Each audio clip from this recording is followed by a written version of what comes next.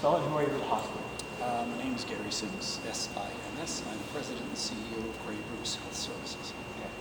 Can you very briefly describe this space? It's a hockey arena, but it's been converted into something different. Yeah, so we've taken a standard hockey arena and converted it into a 75-bed acute care hospital that is mobile to some degree. It can be reset up in any arena. It's a hospital that provides critical acute care service such as oxygen, suction, lab services, pharmaceuticals, x-ray, and will allow for up to 75 patients to be cared for on a medical basis. When will this be activated? It'll be activated if the ministry determines that it's ready to do so. The criteria initially was we would reach a surge capacity in our acute care sites.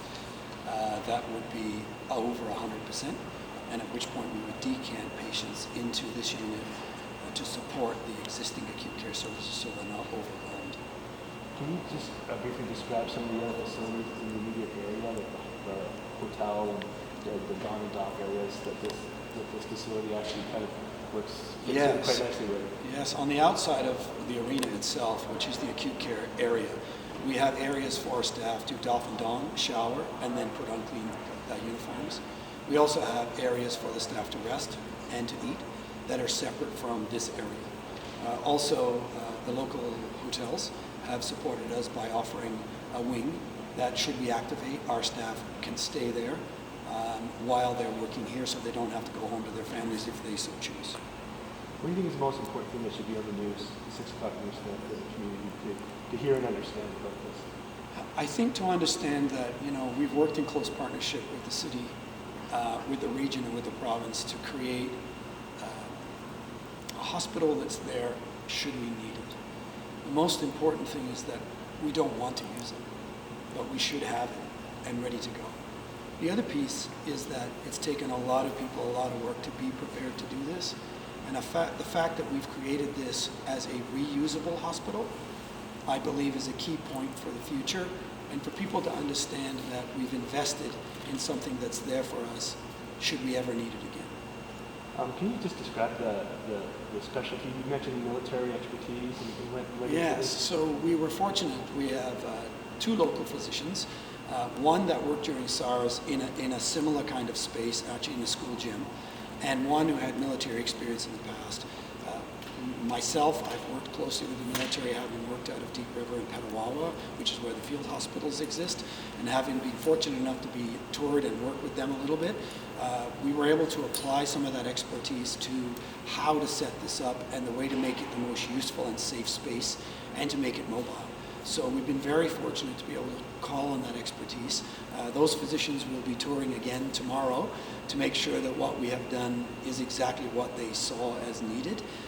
But we feel pretty confident in what we're doing today, that what we've created stands the test of time. Can you just briefly describe the technical, the vacuum, the technical patient support that's in each kind of suite here? Yeah, so in each suite there is obviously electrical power, and recognizing that we've also created a backup generator structure, so it has backup power just in case power goes out. It also has suction and vacuum at each bedside. That's important for respiratory patients. Oxygen, obviously, for support because they have difficulty breathing, and suction to clear the lungs should we need to be able to do that. Each area has 6 electric beds which are able to move in different positions to support lung structure during recovery. Also, there's privacy for each of the patients with a separate area and curtain to support that privacy. So you need an openness, but you also need some privacy and structure. There's a nursing station that sits between each of the 6-bed structures, allowing the 2 nurses to see all 12 patients at all times. We have the capacity for emergency lighting. The staff have created a structure that allows them to take beds lighting at nighttime if they need it. On top of that, we have automatic dispensive pharmaceutical unit, which is mobile. That can dispense pharmaceuticals at the bedside, but it does it in a way that's electronically controlled. We have computerized structure for patient records that allows for continuity between the nurses and the physicians from shift to shift. We also have mobile x-ray and reading. So that means we don't have to send it away. We can read it right on site. That's also important for recovery of the lungs. And we have a lab structure that's also point of care. So it's immediately at the bedside and it reads immediately. So we don't have to send it away for labs. Pretty comprehensive. Yeah, it's a full, small hospital mobile structure capable of quite a high level of care outside of the need for ICU. It fit right in the hockey arena. How appropriate. Yeah, and the idea behind that was almost every town in Canada has an arena, and if you build it so that it can be rebuilt, it could be put almost anywhere across the province. When it comes to our most vulnerable, the homeless and long-term care residents, is there capacity here for them as well, and are there any plans underway for those two sectors? That's a great question. So we built this for all patients, doesn't matter who it is. So it was built for as a COVID hospital or as a hospital that could care for people regardless of the disease or where they come from. You're hitting on a key point though. The key point is right now, as we look at our surge across the province, it's stabilizing and our acute care capacity looks like it's got enough beds. The question we have now is, what about those most vulnerable? What about those Indigenous, homeless, the people in long-term care? We believe that this could be used to support those people very well. And so we are here for whatever the province wants us to do and in whatever way we can help. Can you describe the status right now of the Grey Bruce Health Services in terms of COVID patients? Yeah, so today we have 13 probable cases in our hospital. We have 1 positive case. Nobody is in ICU, nobody's on a vent. I can tell you across the province, our ICU structures and our vent structures are not stressed at this time.